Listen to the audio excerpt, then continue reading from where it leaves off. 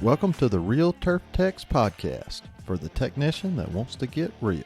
Follow along as we talk to industry professionals and address hot topics that we all face. Along the way, we'll learn tips and tricks. I'm your host, Trent Manning. Let's have some fun.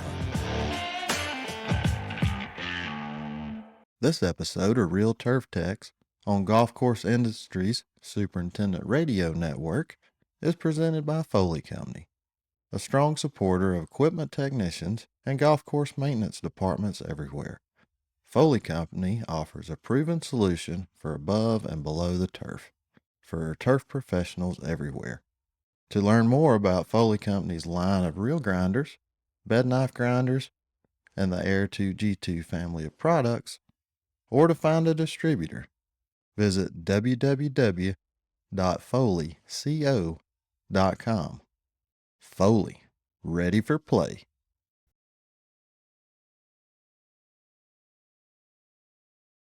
Welcome to the Real Turf Techs podcast, episode 139.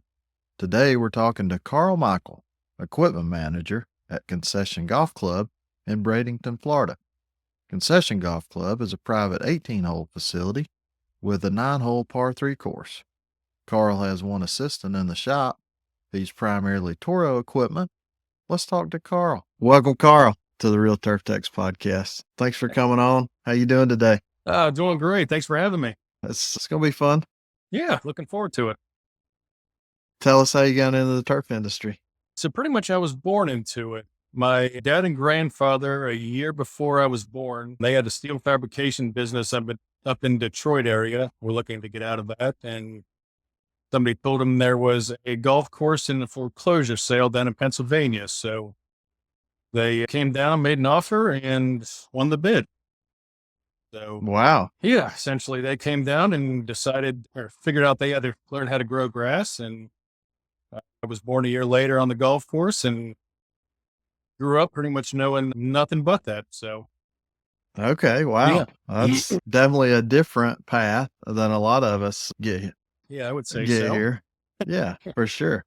Yeah. So walk me through what'd you do as a kid and growing up on a golf course? Yeah. I mean, as a kid, I was always out playing on the course. I mean, grew up messing around on golf carts all the time.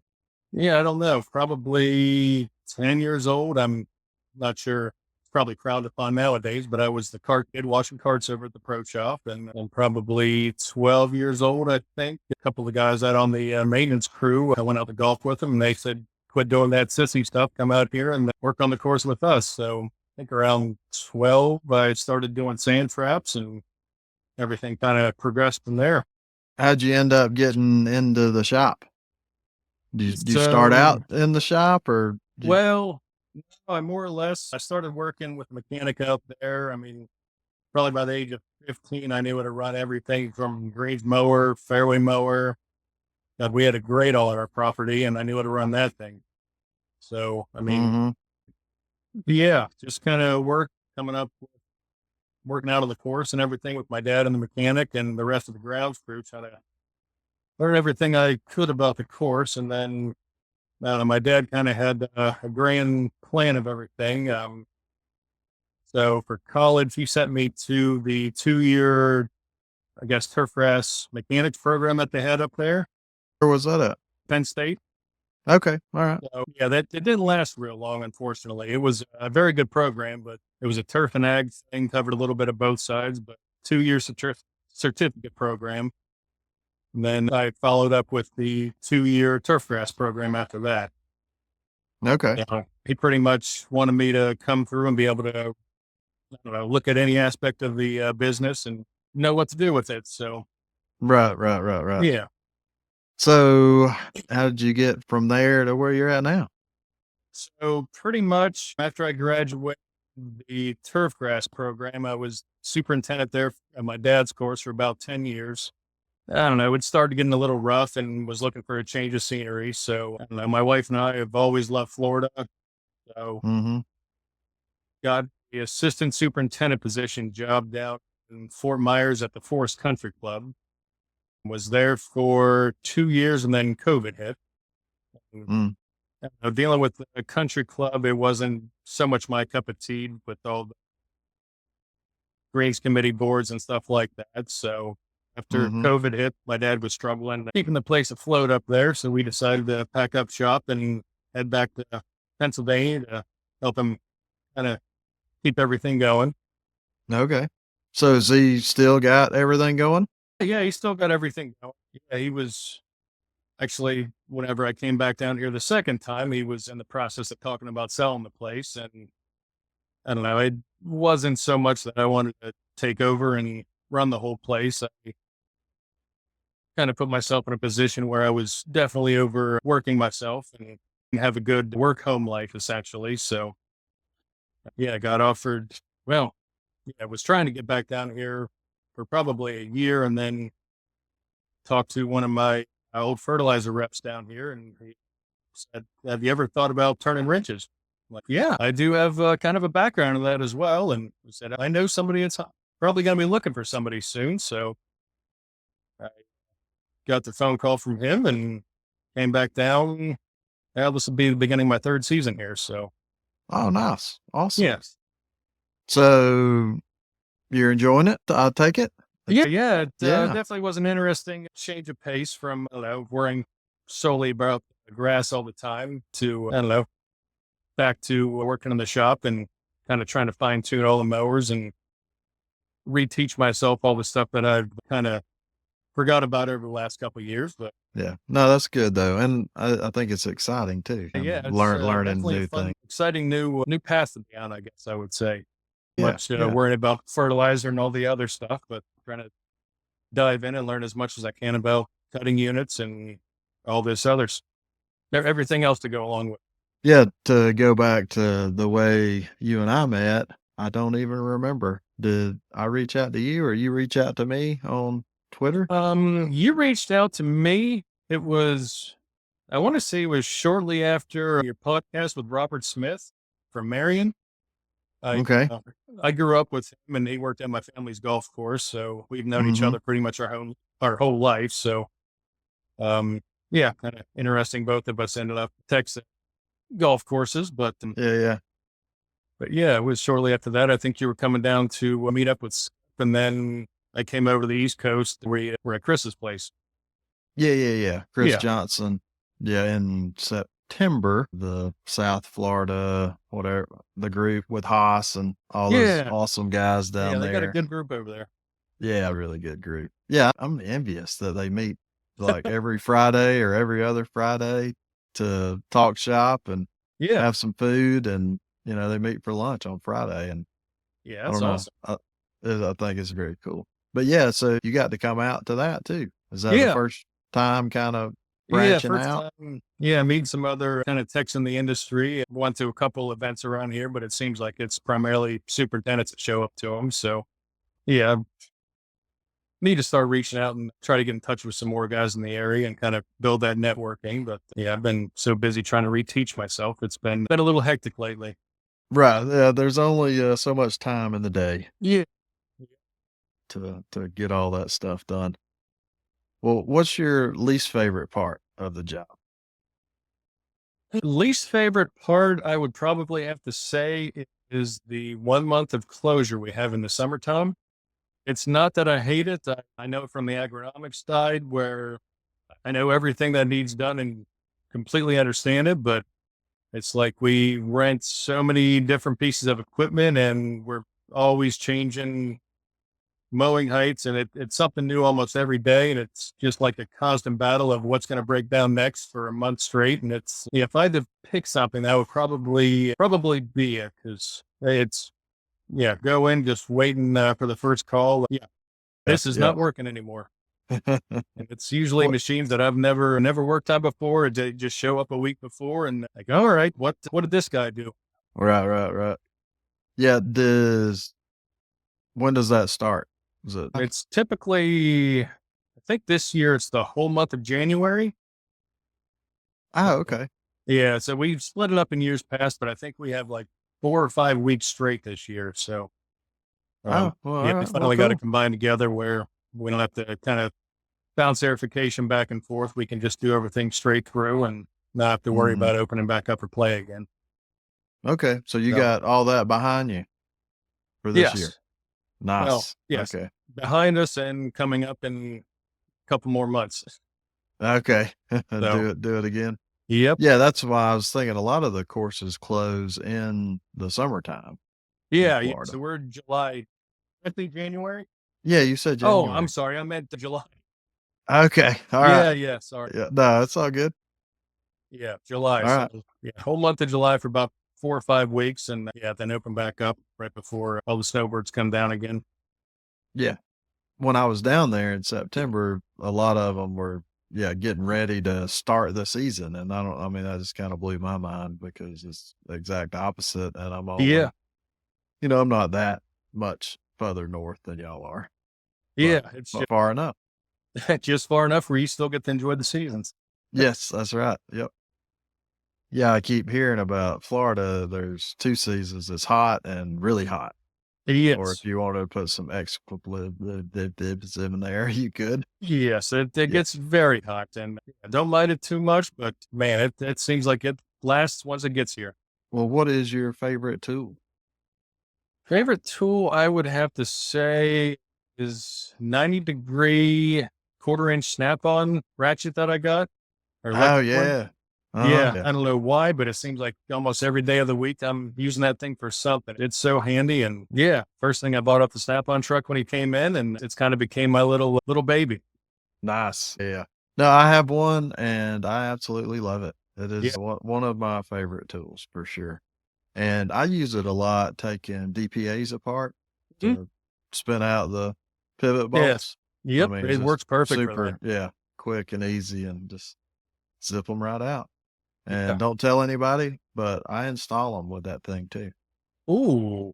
Yeah, I Okay. I do. still I do it do. by hand, but Yep, I live on the edge. I Yeah, gotcha. I like pushing the envelope. Yeah, I don't know. I'm not gonna say, I would never say there's anything wrong with torquing it, but I don't, I hadn't seen a need to do that. No, and I mean, they don't have so much power where I think you're gonna over Yeah, torque it or strip anything no, out. So it's probably almost a perfect tool for if you're gonna power it and go for yep, yep. I'm one of those, yeah, do as I it. say, not Not as as I I do. do. Yeah, yeah. Yep, I understand. I won't Yep. complain. But I do think there's some, some stuff you learn over the years with experience on being able to feather the trigger, and you don't just Yeah, hold it just find that little down sweet and spot. yeah, there's something to that. Yeah, I agree. Well, you were talking about your work-life balance. What do you do to relax and find your balance?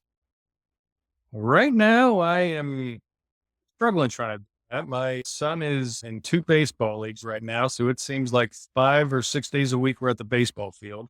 Now, I enjoy golfing. I try to get out whenever I can. It's just, yeah, probably the last thing I want to do whenever I leave the shop is go out and look at the golf course again. And I still kind of have that superintendent mentality where I'm looking at everything that's wrong out on the property and Mhm. don't really enjoy myself too much. But, I don't know, living so close to the water as we do down here, I've got 5 fishing poles in the garage, and I keep telling myself I need to grab one of them and get out there and try to put that back into my weekend Mhm. routine or something like that. But aside from that, my weekends off. I'm a big pellet grill smoker guy, so I Oh, okay. typically have that thing running nonstop on 4 or 5 days a weekend or a week. So Okay. Yeah, that's sweet. Yeah, like, you got any specialties or anything your favorite ones to do? honestly, my favorite one, I picked it up from one of those Brazilian steakhouses, the Picanha. It's a top You got sirloin me. cap. It's a top sirloin, but it still has a big fat cap on the top of it. You can slow smoke that thing probably 3 or 4 hours. And one of the juiciest pieces of meat you'll ever get, and really cheap as well to cook. So you can pick the thing up Okay. for $30 and feed probably 6 or 7 people. Oh, nice. Yeah. Yeah, No, that that's is probably awesome. one of my favorites. But Okay. Yeah. No, that's a good one. Have you heard of Malcolm Reed? I have not. All right. Check out how to barbecue right. Okay, .com. All right. out of bar. And so Malcolm Reed, he was, I guess still is, a competition barbecue guy, and he's become really famous over the years. A friend of mine turned me on to him. It was probably 7, 8 years ago now. Okay. But anyway, he's got some really good recipes. And, he's got YouTube videos and he sells his own rubs and, all that Yeah. stuff too. I'll have to check. But yeah, no, he is my go-to if I'm going to cook pretty much any kind of meat. I go Okay. check out his recipe first. Yeah, my guy's whether usually, Matt Pittman. He has the Meat Church Oh, season. yeah. Yeah, he's always kind of my go-to for seasonings and recipes and stuff like that. But Okay. yeah, I'll have to check out Malcolm, see what he's got to offer. Yeah, I've been smoking a turkey for, I don't like the last 7 years probably. Okay. And it's Malcolm Reed's recipe, the brine and, everything. It's All right. yeah, Do you and it's spatch so cock or do good. you cook it whole? No, I've been cooking it whole. Okay. Um, I've started spatch cocking the last 2 or 3 years, and man, it comes out so nice and even the whole way across. I want to do that, but I can't pronounce it. So it's like, how could I do that if I can't even pronounce how to I say understand. it? So that's where I'm at. Well, what's been one of your biggest challenges? I would say probably, well, 2. I mean, just the transition from being a superintendent for so long, switching back to the technician side of everything. That's definitely been a little bit of a learning curve. And weird when I first started, not running out to grab a hose when it's 100 degrees out and go syringe greens Mhm. and stuff. But yeah, now that I've kind of got that tamed down and focused majority of my time in the shop and focusing on machines, I would say the transition between like cool season and warm season grasses. Oh, yeah.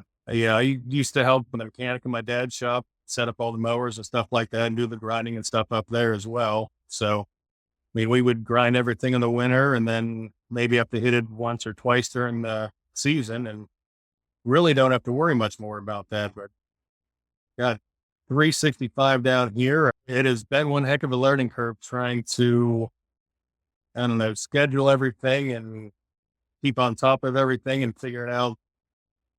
I mean, how soon I need reground or, I don't know, just the general preventative maintenance on stuff. Cause I mean, every machine's going out almost every other day. And those hours, man, do they rack up quick. Hmm. But yeah, I would say that's probably been the biggest difficulty with the transition between everything is trying to, I don't know, set some type of program up where I can kind of set it up where I know when things need sharpened. And of course, then we go out and do a heavy top dressing and it throws a big wrench in everything. So, Right. Yeah. No, it's a grind, literally, right? oh, It's a grind, keeping it all going. Do you have help in the shop? yeah, I have another mechanic in there with me. I'm actually very fortunate. He was the original technician here when the golf course opened back in 2006. And we still connected? Oh, there we go. Yeah, we had a little glitch there. Okay. But yeah, he was the original technician. He was here for 20 years and then left for a year to go with the previous superintendent up the new course he took over up the road.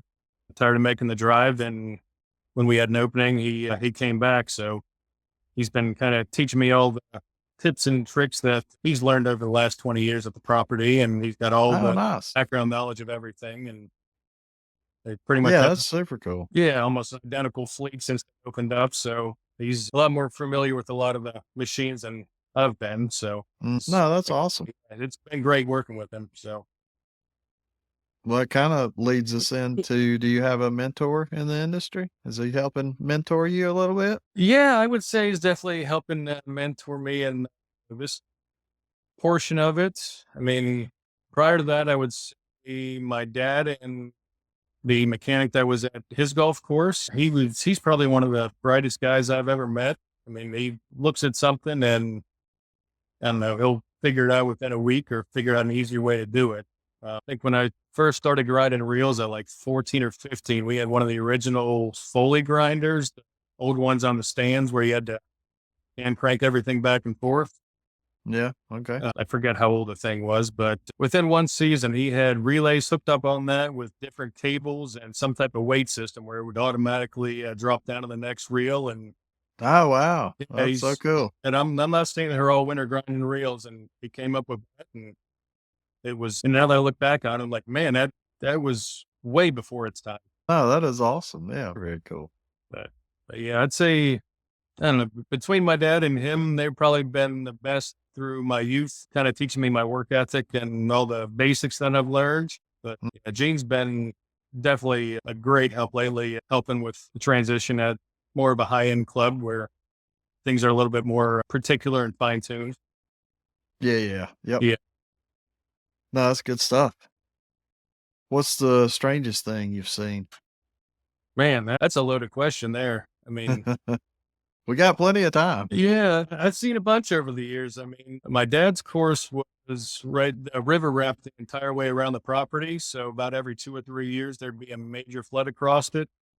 Mm. So, I mean, I remember the one year there being like 3 or 4 Pepsi machines floating down the 6th fairway from the baseball fields 5 miles up the road that flooded. Wow. That is cool. Or not cool, I guess. Yeah, it all depends. Yeah. Something mean, you don't see every day for sure. No, I definitely don't see that every day. But I mean, aside from sand pros floating in ponds, or actually, I had, what was it, the rough mower up at my dad's place. He was notorious for breaking about everything he touched. But I remember looking across the property the one day, and all I could see was the biggest cloud of smoke possibly coming off the top of that thing. I went running up there. He was on an old 580D.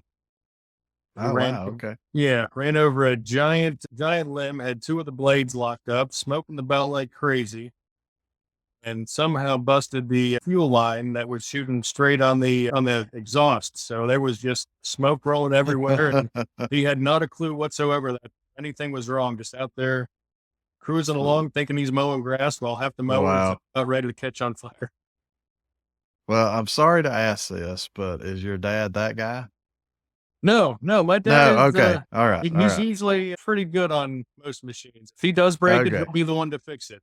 Okay. All right. That's all right. He's the guy he's had mowing rough for him for the last 5 years. Man, he is, I guess, Murphy's laws. As soon as he touches it, something's going to break. Yep. I don't know. And I don't think it's, intentional. Just some people have really bad luck when it comes Yeah, to they have a equipment. way of making stuff happen. Yep. Well, what would be your dream job or opportunity? I'm really not sure at this point right now. I mean, I'm extremely happy at the place I'm at. I talked to my wife years ago if I would ever try something different. I always thought about maybe doing something out on the water related, like, I don't know, I'm not a good fisherman, but maybe Mhm. running, I don't know, sightseeing cruise or something like that. I don't know. I've always enjoyed being out boating and stuff like that. But no, as of right now, I'm really loving the position I'm in. And I don't know. It's a good new adventure to be on. And I'm kind of looking forward to see where Well, I think you got in at a good time I because, would say so. It seemed like a good time to make a transition if something was going to happen.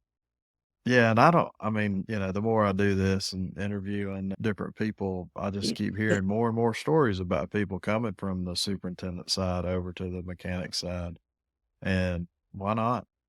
Yeah. I You know? mean, I don't know. It seems like a better balance for me. And I'm not having nightmares about the grass 24/7 like I used to, or Mhm. more or less, I don't know, nightmare about a hydraulic line, but Well, right. Yeah. that's an easier one to check than something else like that. But no, I'm pretty happy with the change. Yes. When I had David Blowers on, he he said that, a superintendent has to look at the grass and say, okay, I think it's this. I'm going to spray that. And then I'm going to give it 7 days and see what it looks like. Yep. At least with a hydraulic line, you can say, okay, this line is Yeah. busted. I'm going to replace that line and then go about your day. Until it comes to some crazy electrical thing, it's a lot easier to diagnose. For sure. Do you have a technician you would like to work with for a day? I don't know. I mean, after meeting some of those guys over the East Coast, I probably wouldn't mind going over and maybe spending a day with Haas or Chris or somebody over there. But Oh, yeah, for sure. yeah, it seems like they're all pretty good guys. I'm lucky enough. Robert Smith has some family down here in this area. So about every other year, they come on vacation down here, and he usually gets bored and asks if he can come by the shop for a day or something like that. Oh, So nice. it's nice picking his brain about different stuff because even though we worked together for, I don't know, 6, 7 years, something like that, he Mhm. jumped straight into the technician side of things, and the amount of stuff he's picked up over the years versus where we kind of separated, it just baffles me of all the stuff he's kind of picked up. So No, that's cool. That's super cool. yeah. Yeah, I was talking to somebody, trying to remember who it was. Maybe Mike Elliott, but they were talking about Robert milling his own bed bars. Like he had a milling machine and stuff. Yeah, he's got a milling machine up there, and yeah, we've went over a couple different stuff, and it's very interesting some of the stuff he gets into. Yeah, no, that's cool. That's, with this job, if, and don't get me wrong, I was guilty. In my younger years, I got bored with it, but it was because I was young and I didn't know better. But there's no reason to ever get bored being a Yeah, golf there's course so many different technician. things you can do and come up with. It's You can yeah, I go mean, all kind of different down and directions. yeah, get bored, try to make something. Oh yeah, yeah, for sure. Well, what do you know now you wish you'd known on day one? I would say probably back in my college years, I wish I would have been a little bit more studious. Definitely once I got away from the home life and got some freedom up at college, I probably wasn't the best student and took Mm-hmm. advantage of a lot of good education that was right there in front of me. So yeah, I would say that's probably the biggest thing. I wish if I could do it over again, pay a lot more attention and I don't know, pick up a lot of the little things that you kind of take for granted that's right in front of you and you don't realize you're going Mm-hmm. to need it down the road. Yeah. But Just all part of growing up, I think. oh, And 100%. yeah, there's maybe not everybody's guilty of that, but I definitely know I was guilty of it too. Yep. Yep, it's tough for sure. Well, do you have that person on your crew? How do you deal with that person? I do. And I'm still trying to figure that out. Okay. I mean, typically I go in every morning, open up the shop, and I try to be real formal with all the guys, get to know them on a pretty good basis where they're all real friendly and not afraid to come over to the mechanic side if there's an issue with something. But yeah, you can typically tell kind of by their personality of which one's going to be upfront with you and they're going to kind of take care of the equipment and the other ones just you wait Mm-hmm. for the next thing to break down. And I don't know. I've always kind of had the 3-strike rule, but I don't know. Everything's a little bit different. I mean, from up north, yeah, it's a whole different kind of, I don't know, different environment than down here. So yeah, 90% of our crew all speak Spanish. So it's a little harder to say, don't do that or try to teach them the right way to do it. But usually whenever they come in and there's an issue with something, I try to go over everything, tell them what the issue might be. But yeah, I don't know. There's always that one guy that can't quite figure out how to get through to him sometimes. Yeah, yeah, and I But don't. Yeah, I yeah, don't know know either. what the But correct answer is for that. yeah, no, I don't. I think it depends on the situation and the person or Yeah, persons I that are agree completely. involved. Yeah, with what the correct answer is, or if there even is a correct answer. I don't know. I'm not quite sure, but if somebody finds the golden rule of how to do it, please let me know. Yeah. Well, I do remember this story about training, and I do Mhm. think a lot of it does go back to individuals not being trained properly, Mhm. from the get-go. Yeah. And I mean, we're all guilty of it, and I talk about training a lot, and we don't train very much. Yeah, It's one thing great. you talk about it, everybody knows you need to do it, and then you don't. Show up once you learn the golf course. All right, here's a mower. Go try this. Yeah, training, I think, is definitely probably one of the biggest things. But yeah, I don't know, such a fast paced environment. It's a little tricky to make sure you stay on top of that and train and retrain as much as you can. Yeah, yeah. Yeah. No, it's a challenge for sure. Get ready for tips and tricks. Well, what kind of tips and tricks you got you want to share with us? I have one. I don't know if anybody's ever said it before or how much science there is behind this. I had a salesman tell me this years ago, but after you plan on doing top dressing, spray your wetting agent right behind it. I don't know if you've ever noticed in the past, after you do your wetting agent, you typically don't have any dew formation for the next couple days on your greens. I don't know. The guy told me if you spray wetting agent on top of it, it takes the positive charge off of the sand particles, and your mowers won't pick it up nearly as much the next day. So I don't know if there's any truth to that, but I've been trying that for the last couple of years, and from doing it to not doing it, it seems like there's a pretty substantial difference how much sand they pick up the following day versus not doing that. Okay. Yeah, yeah. No, that's awesome. We do the same thing here, Okay. and I don't know. I think somebody did do research on it, but I don't know where the research is. But an old superintendent that I've known or he's been in the industry for like 30, 40 years. I said that to him a couple years ago, and he thought it was the greatest thing he's ever heard. Oh, really? Okay. Like Awesome. maybe other people don't know about this. No, that's cool. I mean, yeah, and it's funny. Yeah, everybody listening to the podcast is going to go to their superintendent and say, "All right, now we're spraying wetting agent whenever we top dress." Yeah. See how that goes over. But yeah, leave us some comments or send me an email. Let me know if you're doing that at your course and if it's helping you out. No, that's good stuff. Yeah, that's about the only tip or trick I could really think of. Okay. Yeah, no, that's a good one. Well, let's talk about the first shop program. Instead of the first tee, it's going to be the first shop. All right. Yeah, you sent me in our email correspondence back and forth. We were talking about this a little bit, and you were asking if GCSA does anything. Yeah. What was the question? It was more or less. I know within the last couple of years, GCSA has started the First Green program to try to bring more, I guess, younger people into the superintendent side of the business and everything like that. I didn't know if there had been any talk or anything of that nature of maybe doing like offset thing of like the first shop program where, I don't know, maybe you take the kids from the Votex or ones that are in the automotive side or something like that and take them over to the shop for a day and show them what we do on our side as, I don't know, a different way to maybe try to bring some more youth into this side of the business. Yeah, I think it's an excellent idea.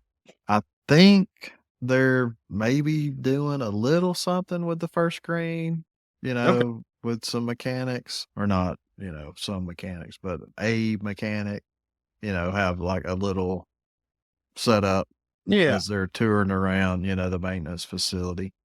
But I've just heard talk about it. I don't know any Okay. Yeah. I think it'd definitely be, gritty details. yeah, it'd be, I don't know, I would think a neat little hour something add on. You could probably easily do a shop walkthrough, show my grind reels and work on different mowers and stuff like that instead of Mhm. doing perk tests and learning how a step meter works. But Yeah, yeah. yeah, just, I don't know, might be a different alternative since it seems like GCSA's starting to push a lot more stuff with the equipment manager side of things now. hmm So, Well, we got a new executive director here in Georgia, Tim Busick, and he sent me a text the other day, and I don't know, it's one of the local high schools around here that he's working with, and they're going to try to get a technician mechanic thing started. okay. And he was talking to me and a couple other guys about maybe going over there and talking to some students, as part of, I think it's part of the shop class, like an automotive type class, and talking to those students. I know personally around my area here, like when I was in high school, all the high schools in my county had an automotive class. They had a construction class and all that stuff. And now, same county, I think there's only one high school out of Oh, really? 6 high schools that Okay. offer that. And yeah, I mean, Atlanta keeps getting bigger and, people are not as interested in that Yeah, kind of it's stuff. kind of the same thing down here. It keeps growing and growing, and yeah, we've just been going through middle schools with my son, and yeah, everything's more computer based now, and not so much. I don't know. I think when I was in 8th, 9th grade, it had the full option to go on engines and stuff all the time, or work on the. Mhm. So yeah, it's not so much of a thing anymore. It doesn't seem like. No, it doesn't. I do think a lot of the education for young people, everybody wants to push them to college. Yeah. And, College and and there's nothing wrong with going to college, but there's only about 25% of the jobs you need a college degree for. yeah, at some And point then, you still need the hands-on people doing all the work out there. right. Well, I mean, it's just like Caddyshack says the world needs ditch diggers too. Yep. And, I mean, it's nobody wants to do it, but it is the truth. Yeah, I Um, agree completely. Yep. Anything else you want to talk about? Anything else on your mind? I mean, nah, nothing I can really think of off the top of my head. Okay. Well, let's do some rapid fire. All right, sounds good.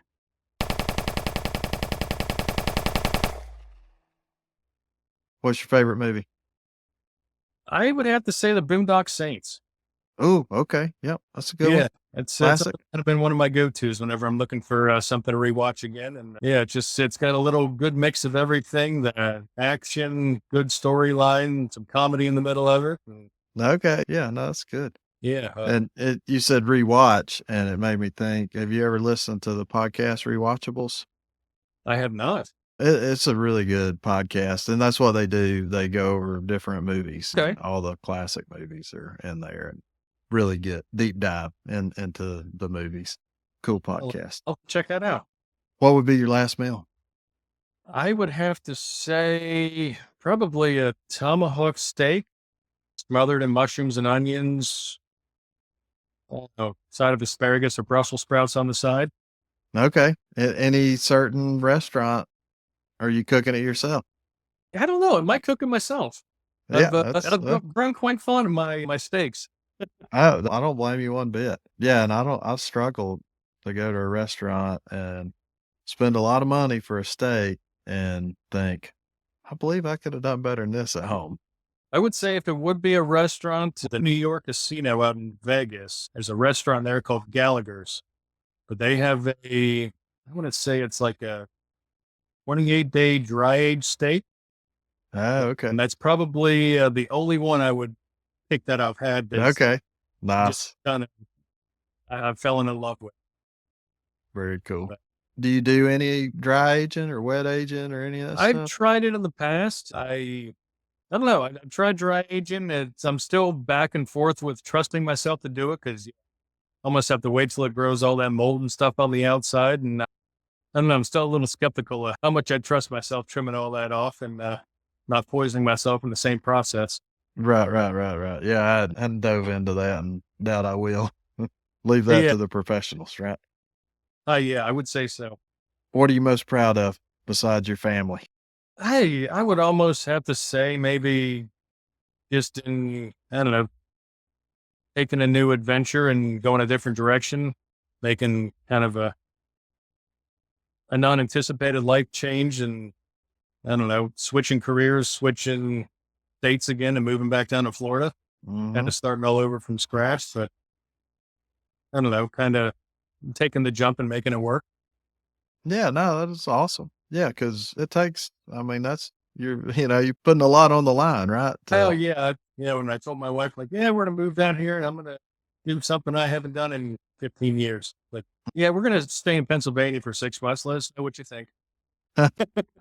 So they stayed in Pennsylvania? Yeah. So I started in January down here 3 years ago, but my wife's a school teacher. So she wanted to finish out the teaching year up there and it Mm-hmm. kind of worked out pretty well. Gave me a chance to get my feet wet with everything, made sure it was going to be a good fit before we packed everything up and moved the other side of the country again. Yeah. Okay. Awesome. But yeah. Yeah. No, that's awesome. Well, very good. Thank you for coming on. I appreciate it for sure. Well, thank you for having me. Yep. Tell the listeners how they can get a hold of you. So You got an email? yeah, email is cmichael114@gmail.com. And my Twitter or X is cmichael114. Okay.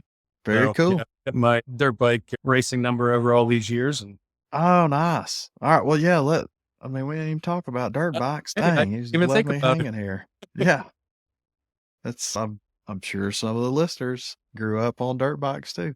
Oh yeah, that was You know? kind of the other back into getting mechanical. I started racing at probably 9, 10 years old and sold my I sold my last bike about 10 years ago. So yeah, it was Mhm. probably a good 15 years of racing and yeah, doing all the wrenching and stuff on that. And finally one good injury and realized I'm too old for this. Yeah. Yep. Yep. We got to grow up sometime, right? Yep. Yeah, it's Yeah. a lot easier. We didn't have to pay the bills and Yeah. didn't Right. have a broken leg, For sure. but yeah. Well, thanks again. I appreciate you being on, and we'll talk soon. All right. Sounds good, Trent. Thank you so much for listening to the Real Turf Techs podcast. I hope you learned something today. Don't forget to subscribe. If you have any topics you would like to discuss or you'd like to be a guest, find us on Twitter at Real Turf Techs. See you bye.